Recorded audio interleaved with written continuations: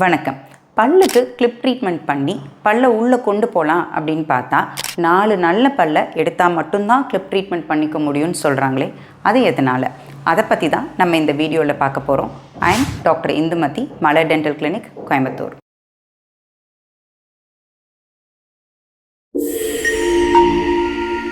முதல்ல நம்ம எதுக்காகலாம் clip treatment பண்ணிக்கிறோம்?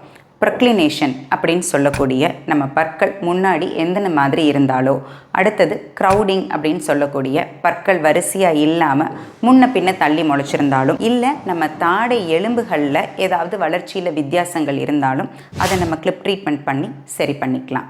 இந்த ப்ரொக்ளினேஷன், க்ரௌடிங் இதெல்லாம் வர்றதுக்கு நிறைய காரணங்கள் இருந்தாலும் இதுக்கு மிக முக்கியமான காரணம் என்ன அப்படின்னு பார்த்திங்கன்னா, நம்ம பல்லோட சைஸுக்கும் நம்ம தாடை எலும்போட சைஸ்லேயும் ஒரு ப்ராப்பர் ப்ரொப்போர்ஷன் இல்லாமல் இருக்கிறது தான். நம்ம தாடை எலும்போட சைஸ் சின்னதாகவும் நம்ம பல்லோட சைஸ் பெருசாகவும் இருக்கிற சமயத்தில் நம்ம தாடை எலும்பால் அந்த பற்கள் எல்லாத்தையும் அக்காமடேட் பண்ண முடியாமல் பல்லு வெளியே எந்தின மாதிரியோ இல்லை முன்ன பின்ன இருக்கிற மாதிரியோ முளைச்சிருது.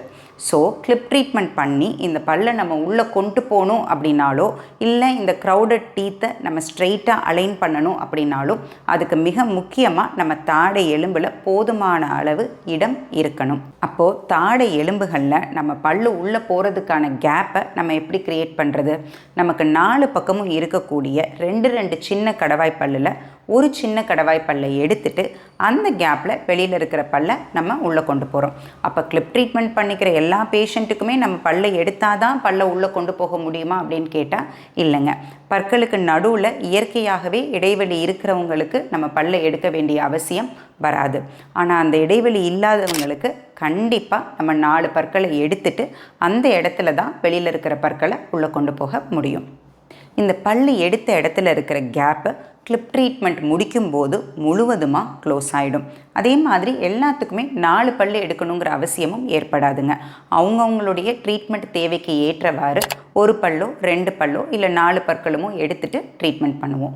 இப்போது பல்லு எடுக்கிறதுல இருக்கிற மைனஸ் பாயிண்ட்ஸ் என்ன அப்படின்னு பார்த்தீங்கன்னா, பல்லு எடுத்ததுக்கு அப்புறமா நீங்கள் கிளிப் ட்ரீட்மெண்ட்டை ஃபுல்லாக ஃபினிஷ் பண்ணாமல் பாதியில் டிஸ்கண்டினியூ பண்ணிட்டாலோ, இல்லை கிளிப் ட்ரீட்மெண்ட் முடிஞ்சதுக்கு அப்புறமா நம்ம போட வேண்டிய ரீட்டைனரை கரெக்டாக போடாமல் விட்டாலோ பல்லு எடுத்த இடத்துல இருந்த கேப்பு மறுபடியும் நமக்கு ஓப்பன் ஆகலாம்.